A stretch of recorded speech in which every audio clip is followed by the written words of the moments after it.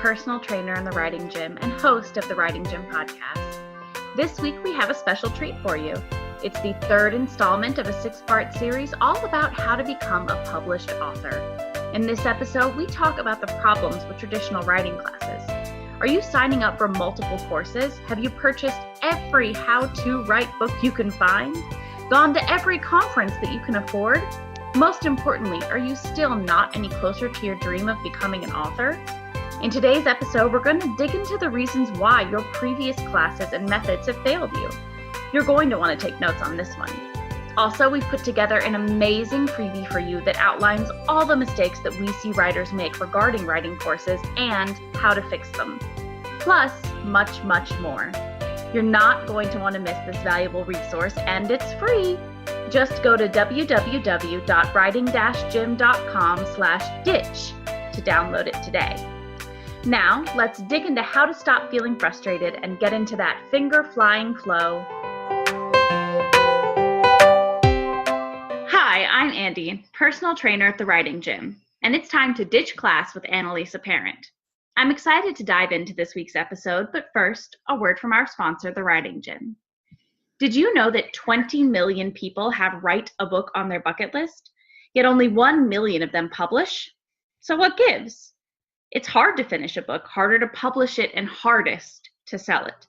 This mountain looks like an Everest for many would-be authors, to say nothing about the fears all along the way. The fear of failure, the fear of success, the fear of rejection, the fear of acceptance. The list goes on and on. What would it be like to have a comprehensive program that taught you not only the craft skills you need to be a publishing success, but how to make your book marketable from page one? A program that not only gave you a how-to, but also true confidence based on competence and an understanding of what the publishing industry is looking for.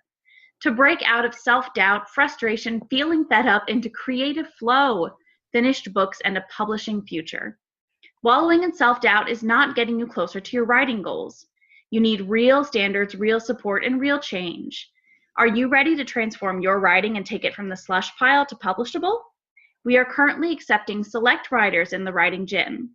If you'd like to see if you're the right fit for this accelerated program, you can talk with the Writing Gym success team directly.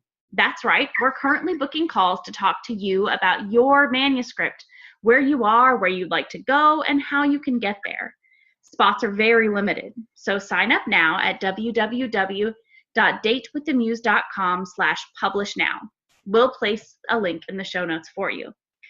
And now I would like to introduce our special guest and our resident writing coach, the gal who helps you get your writing into publishing shape in the Writing Gym. Welcome back to the Writing Gym podcast, Annalisa. Thanks for having me, Andi. And I just want to make it clear, and we can call this the quirk of the week, but I've never actually ditched class. Well, that's an admirable thing. I cannot say the same. Really? It was once in college because I overslept my alarm. So, wish it were more exciting. Sorry, guys. So, Annalisa's here today to talk to us a little more about our 6 Secrets episodes, and this is the third installment. And we're going to focus this episode particularly on writers who become authors because they ditch traditional writing classes. So let's start with a little question called, Annalisa, what is the difference between the Writing Gym and traditional writing classes? Yeah, so this is really interesting, Andi. When we think about a traditional classroom, if I asked you to draw a picture of a traditional classroom, what most people would come up with is a scenario where we've got a teacher at the front of the classroom, probably a chalkboard or a whiteboard, some desks or tables. The person who's doing most of the talking is the teacher, and what are the students doing? They're passively listening. And the interesting thing about this is that we've got about 100 years of sound pedagogical research that proves that this model is not the most effective way for real learning to take place. And not only that, but in the last 30 to 50 years, neuroscience has expanded to a point where we can really point to the action that's happening in the brain, what's actually going on with your synapses, where the activity is centered in the brain, to see what happens during this passivity while a listener is sitting there just listening, not engaged. And so neuroscience has really backed up what good educators have known for years and years and years about experiential learning. So what? Why do writers care about that? Well, I'll tell you why. It's because despite a century of sound research and half a century of the neuroscience to back it up, many writing classes still follow that model. We've got the professional writer or the teacher at the front of the room dispensing wisdom to passive listeners. Now, in many writing classes, you might have an opportunity to hand in a writing piece now and then or to get some feedback. But what's not happening is that repeated feedback loop that's necessary for a quality learning and creating experience. So what happens is writers in this kind of scenario are actually working against their brain. And it's not helping them to finish novels, to finish them well, and to write multiple novels because they're enhancing their creative flow by optimizing their brain's native functionality. So I know this, but I know many of our listeners will be interested to hear. You actually based the Writing Gym programs upon all the neuroscience that you just discussed. Can you talk about how that works in the Writing Gym? Absolutely. And it's interesting. People ask me about the neuroscience aspects of the Writing Gym. And it's not like we sit around talking about your brain or probing you or putting doodads on your head.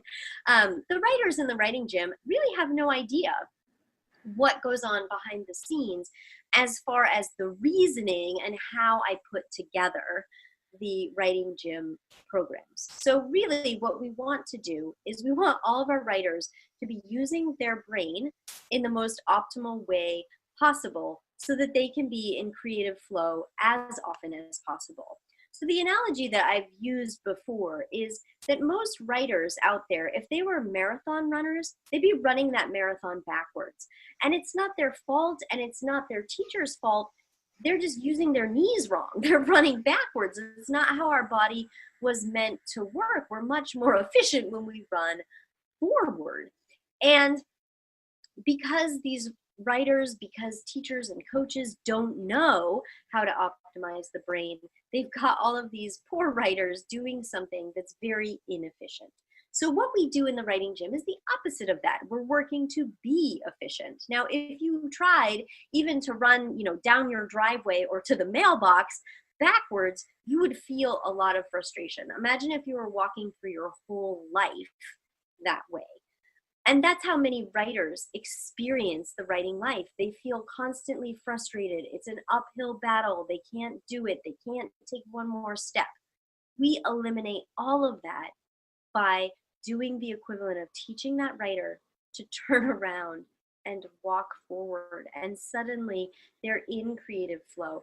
Things like writer's block don't exist for them anymore. The revision process becomes much more straightforward and simple. I didn't say easy, but simple because they know what it is that they need to do, what their objectives are. And the end result of all of this is a whole lot of confidence because they're suddenly experiencing the beauty of writing, the flow of writing, the joy of writing that many of them have lost or forgotten.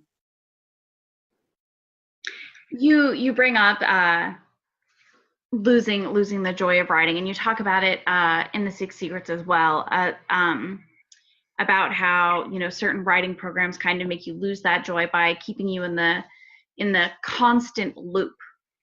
And it's something that I know I've been a victim to, and I know that many of our writers who have come into the Writing Gym talk about being a victim of the exact same loop where you're paying for classes and you're going through the motions, like you said, in a classroom of listening to a teacher, handing in the occasional writing assignment, getting an occasional bit of feedback, as it goes through. But it never actually teaches you enough information so that you can make that step to become a published author.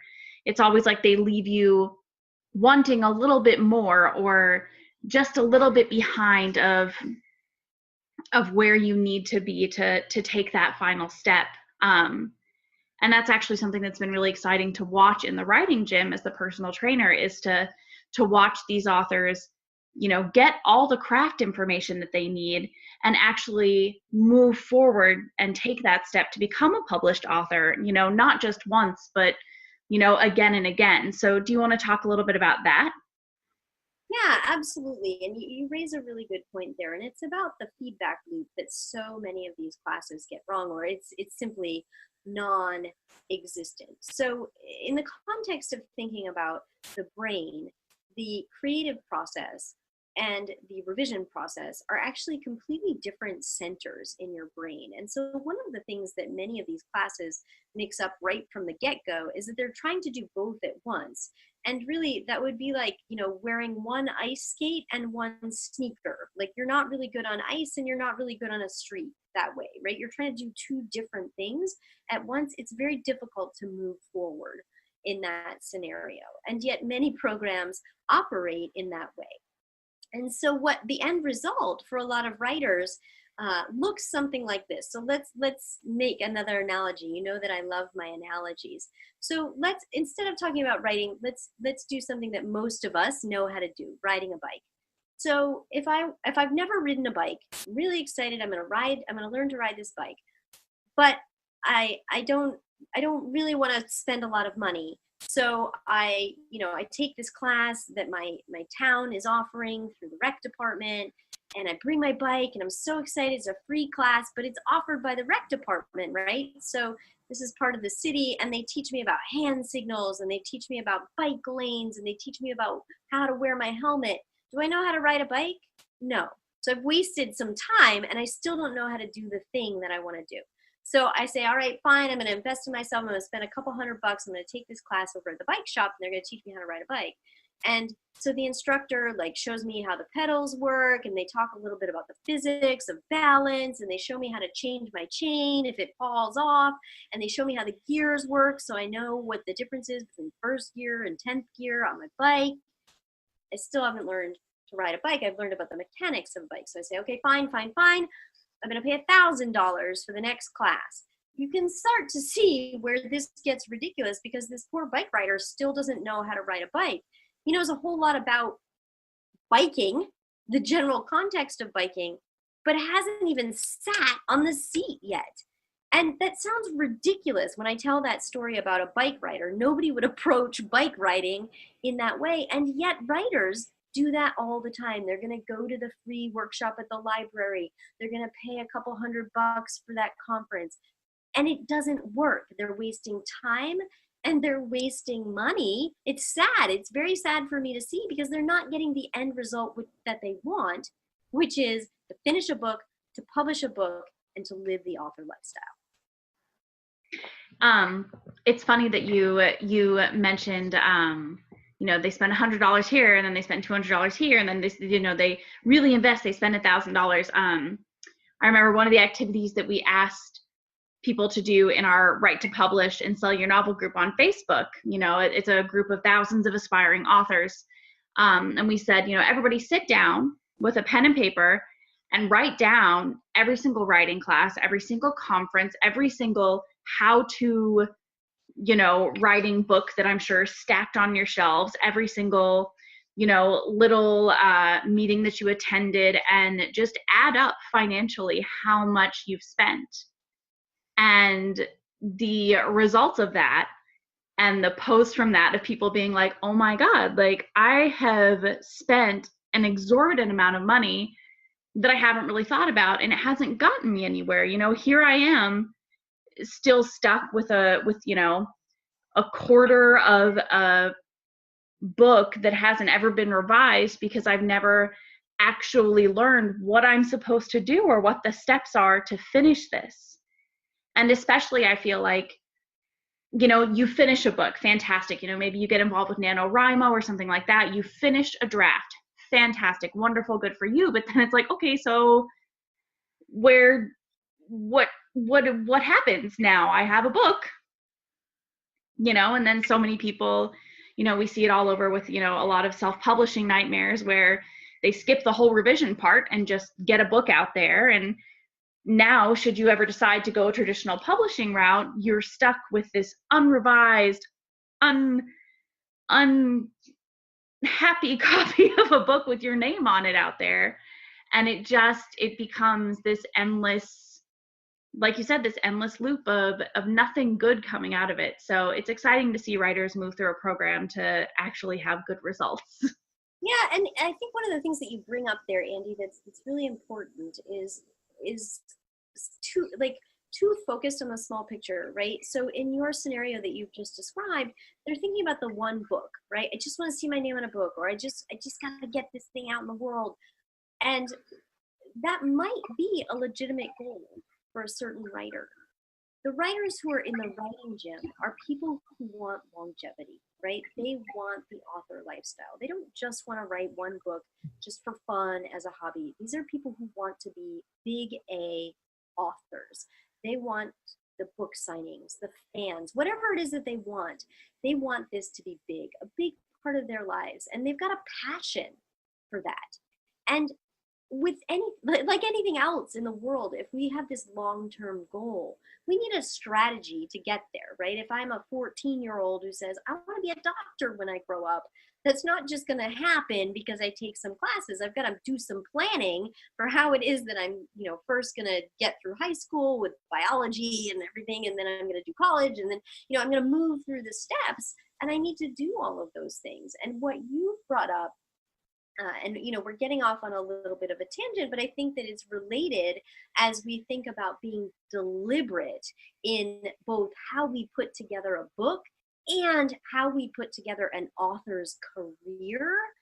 That this book, this shoddy book that's out in the world that so many people have done and shot themselves in the foot with because agents won't touch them with a 10-foot pole for multiple reasons that we can get into in another podcast episode. It's short-sighted. And how could they have avoided that mistake? With the right information and the right support.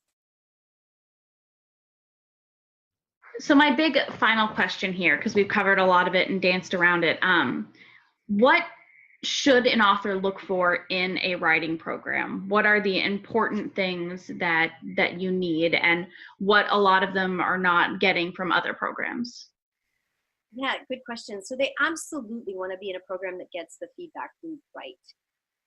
So you want to know what you're getting there. And, the other thing that people overlook when it comes to the feedback loop is the expertise of the person. And that doesn't necessarily mean that they've published, because just because someone's published a book doesn't mean that they know how to teach someone else how to write a book to publishable. Those aren't necessarily the same skills. So they need to have an expertise around what quality writing looks like. They need to be an expert on the publishing industry. Ideally, they would be very well connected into the publishing industry itself. And most importantly, and this is one of the big differences that we make over in the writing gym, and Andi, you're a huge part of this in the wonderful work that you do with writers, is working with them on the difficult mindset issues that come up. All of those fears, that inner critic, the fear of success, the fear of failure, the fear of showing people your work, the fear that people won't like your work, the fear that you're going to have a million fans and you're going to start getting fan letters. You know better than I do that there are so many fears that come up unexpectedly, right? We're in the middle of talking about plotting and suddenly someone's having a breakdown over something that their third grade teacher said many, many years ago, right? These things sneak up on us unexpectedly. A quality program is going to support not only your writing, but you as a writer. I love that. And thank you. I wouldn't be here without you, and I wouldn't be part of a program that I didn't believe in. So it's fantastic to, be a part of something where I get to see writers succeed every day. Thanks for being here, Andy. We all, and I can speak on all of the people in the writing gym, we appreciate it. Well, thank you, Annalisa, for more of your great writing advice.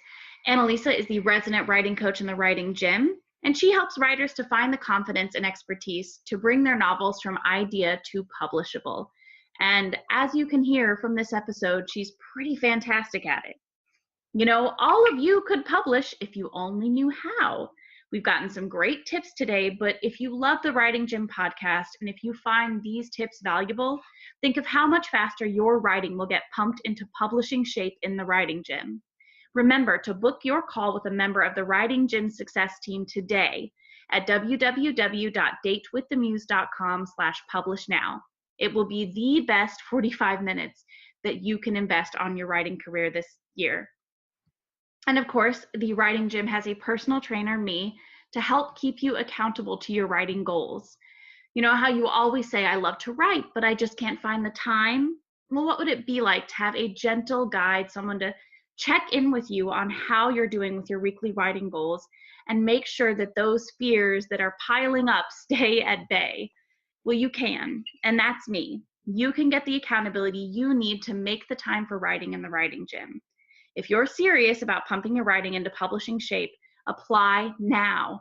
Book your call with the Writing Gym success team today at www.datewiththemuse.com/publishnow. Thank you for joining us here on the Writing Gym podcast. Happy writing.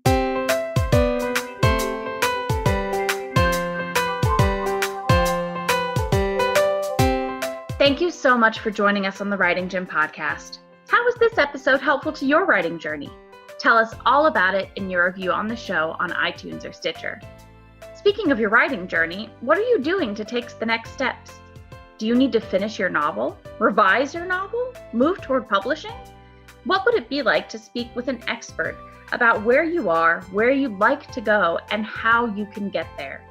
To speak with a member of the Writing Gym success team, book a call at www.datewiththemuse.com/publishnow. And as always, happy writing!